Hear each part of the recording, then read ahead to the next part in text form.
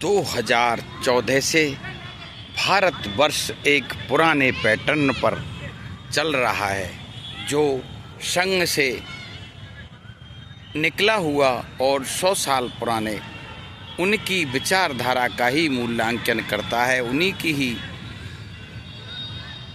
उद्घोषित और समर्थित पार्टी उसमें, जिसमें कोई पढ़े लिखे विद्वानों का और नवीनता के लिए कोई स्थान नहीं।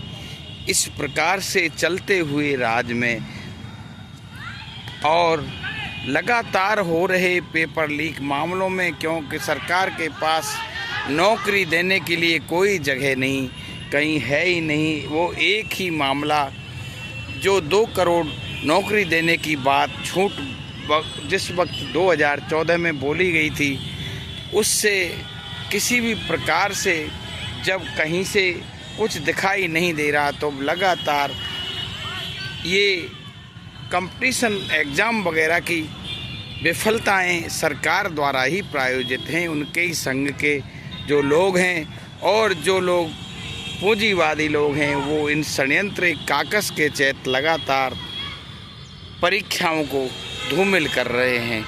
और इसी के बीच ये 2026 में भगवान जाने इस झूठ के महावातावरण में एक आशा की किरण, एक मदमस्त मगरूर और बहुत उच्च पद पर बैठे हुए लोग भी किस शालीनता जो होनी चाहिए उससे दूर दूर भी उस सुप्रीम कोर्ट के मुख्य न्यायाधीश में दिखाई नहीं देती। उसने बेरोजगारों को, उन गरीबों को जिस उसमें से वो निकल के इस महान गद्दी पर बैठा है, कॉकरोच का, और कॉकरोच के व्यंग्यात्मक इस वर्ड से एक युवा शक्ति ने इस प्रकार तांडव और आशा की किरण दिखाई दी भारत में। उसी के क्रम में आज जयपुर में प्रदर्शन हुआ। उसके संयोजक जो अमेरिका से आए हैं, कई बार तो किसी प्रकार सोचने की बात होती है कि अमेरिका के द्वारा ही प्रायोजित है क्या, क्योंकि मोदी भी अमेरिका के भक्त हैं। और ये अभिजीत दीप के एक और कहां से आ गया, अमेरिका से ट्रंप के भक्त होते हुए ये क्या मामला है। लेकिन उनकी अभी भी जो बातें हैं अभिजीत दीपके की के शिक्षा मंत्री का इस्तीफा मांगना, कोई तो जवाबदेही ले। इस सरकार में जो 2014 से युवा भविष्य को बुरी तरह से रौंदे जा रही है। आज जयपुर में उनके साथ किस लड़के ने मारपीट कर दी, ये जयपुर के नाम पर भी कलंक है और ये बात अच्छी नहीं। लोकतंत्र में हम किसी की आवाज़ को नहीं दबाएं। ये डंडे वाले, गोली वाली और तलवारों वाली सरकारें तो चली गईं, अब विचारों की सरकारें ही इससे आगे आएंगी और उसी के लिए हमें तैयार रहना चाहिए।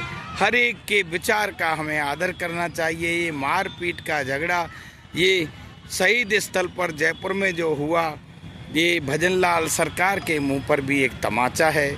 किस प्रकार से ये इस तरह की, जबकि वो कई शहरों में, दिल्ली से लेकर कई जगह वो अपने आंदोलन के स्वर मुखर कर चुके हैं। लगातार कई शहरों में करने के बाद अमृतसर, हैदराबाद, दिल्ली, वो लगातार छात्र शक्ति को जागरूक कर रहे हैं।